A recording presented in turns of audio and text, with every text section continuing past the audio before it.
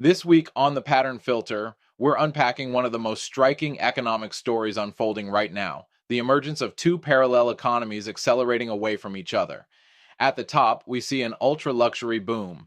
In one recent example, a $96 million Gulfstream G700 private jet, dubbed a flying penthouse, is being sold in fractional shares, with access costing between $6,500 and $20,000 per flight hour. That's trophy spending, often fueled by paper gains in tech markets.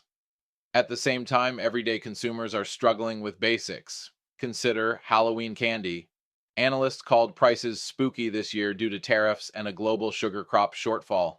Many consumers are now bulk buying candy and gum just to save a few cents per unit. It's a behavioral shift and a warning sign.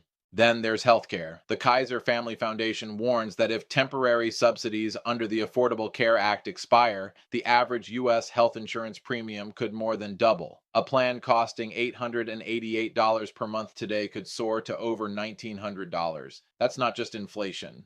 That's an existential financial shock.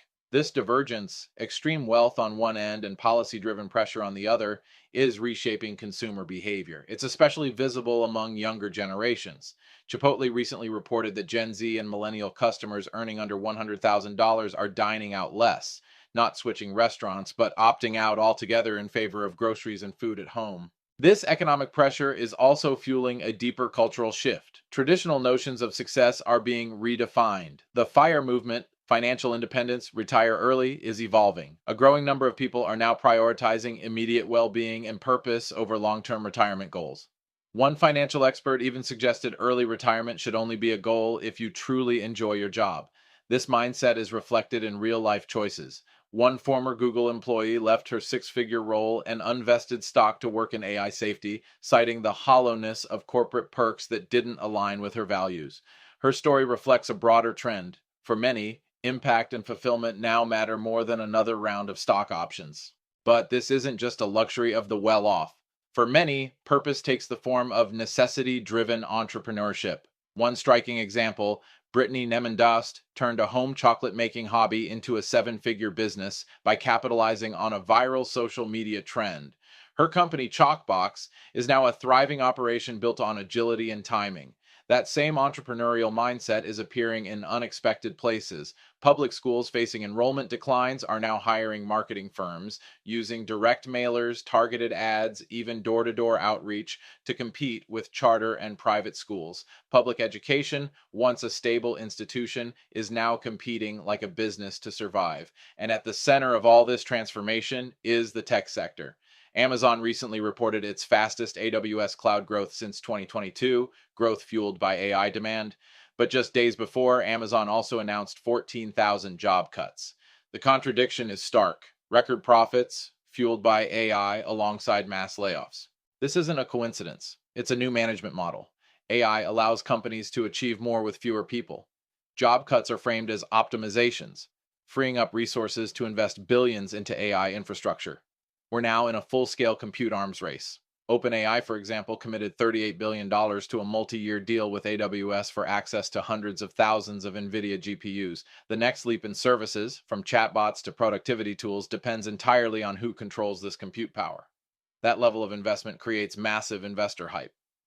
AI search engine Perplexity is reportedly fielding offers of up to $50 billion despite earning only $150 million in annual recurring revenue. For many, this raises echoes of the dot-com bubble. Is this valuation about real productivity gains or just scarcity of compute and talent? This scramble for control is triggering conflict. Established firms are suing startups to protect intellectual property.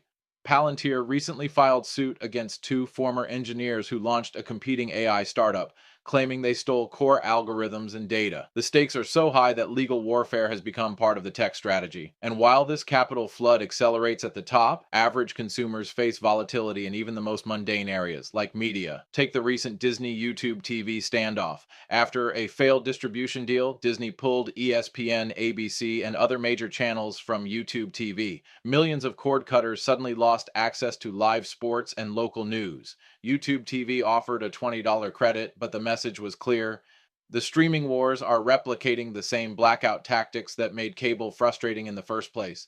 So, what's the big picture? We're witnessing a massive economic split. Ultra wealthy spending on private jets and GPUs sits alongside consumers cutting back on candy and healthcare. Cultural norms are shifting from retire early dreams to purpose first careers and entrepreneurial hustle. And all of it is playing out in an AI fueled economy where investment is skyrocketing even as job security erodes. The central question now is whether this newly generated tech wealth can or will be shared, or whether the tools being built by a few will help the many escape financial struggle altogether. Perhaps the new goal isn't retiring early, but achieving sustainable purpose now. More on that next time.